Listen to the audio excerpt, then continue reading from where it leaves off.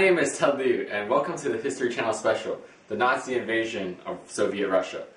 The victories in Western Europe finally freed Hitler's hand for an invasion of the Soviet Union, the showdown with Bolshevism. On December 5th, 1940, Hitler received military plans for the invasion and approved them all. Though German generals told Hitler that occupying Western Russia would create more of a drain than a relief for Germany's economic burdens, Hitler continued. Before the campaign of the Balkans, which diverted German troops, had finished, the Germans had begun massing troops near the Soviet border. At first, having too much trust in Hitler and the Nazi-Soviet pact, Stalin refused to believe repeated warnings from his intelligence services on the Nazi buildup. This war began on June 22nd, 1941. Fear, it's dangerous. You shouldn't do this. No, the German people need living space and land. We must invade Soviet Russia.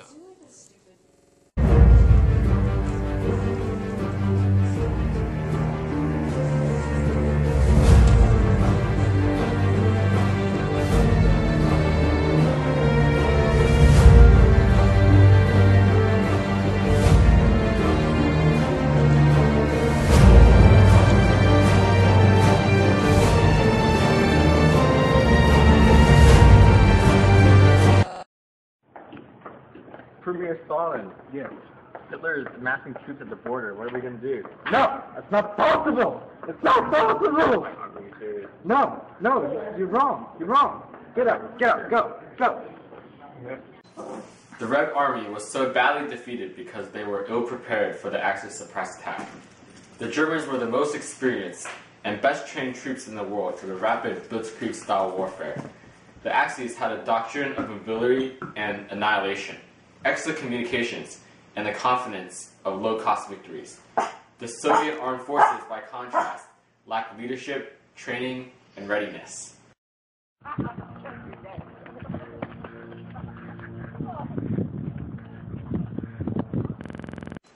At the start of the war in the dry summer, the Germans took the Soviets by surprise and destroyed a large part of the Soviet Red Army in the first weeks. When good weather gave way to the harsh autumn and winter and the Red Army recovered, the German offensive began to falter. German weapons malfunctioned in the cold. Main roads turned to mud, and with a combination of longer supply lines, the German advance stalled. Oil. It's too cold in Russia. They don't work. None of these gun parts fit. The guns don't work. Inadequate weaponry. Ah! Choo-choo! Okay. Choo-choo!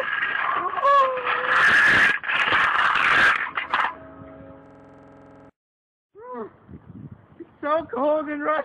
I'm hungry. Nothing to eat. You ate it all.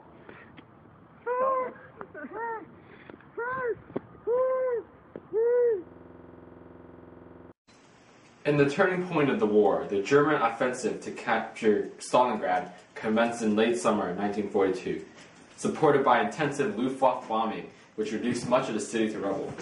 The German offensive eventually bogged down in house-to-house fighting, and despite controlling over 90% of the city at times, the army was unable to dislodge the last Soviet defenders clinging tenaciously to the West River bank of the Volga River. The failure to break the encirclement by relieving German forces, coupled with the failure of resupply by air, caused the final collapse and retreat. Engage the Luftwaffe bombing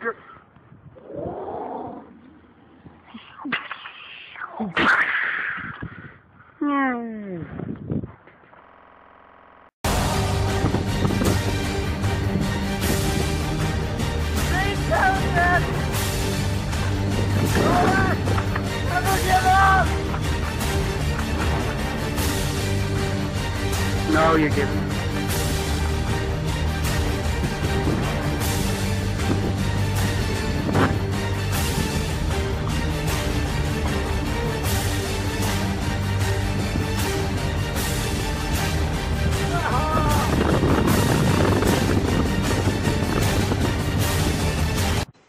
With the now running Soviet war economy and its much greater manpower reserves, the Soviet Union was able to simply outproduce and outnumber the Germans, who were not prepared for a long war of attrition.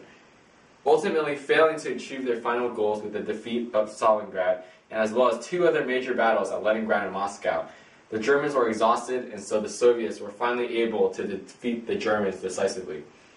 After a series of fast Soviet victories, pushing the Germans back to Berlin on the Eastern Front, the Germans finally surrendered on May 8, 1945, VE Day, ending the war in Europe.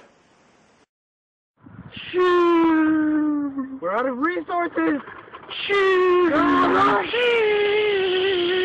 Shoo!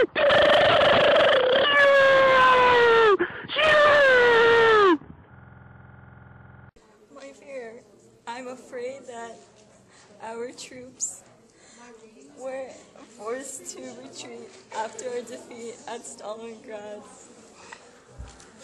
No!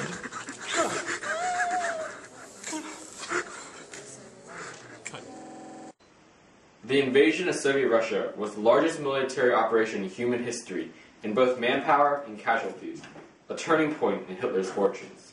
It became the site for the largest battles, deadliest atrocities, highest casualties, and most horrific conditions for Soviets and Germans alike, all of which influenced the course of both World War II and 20th century history.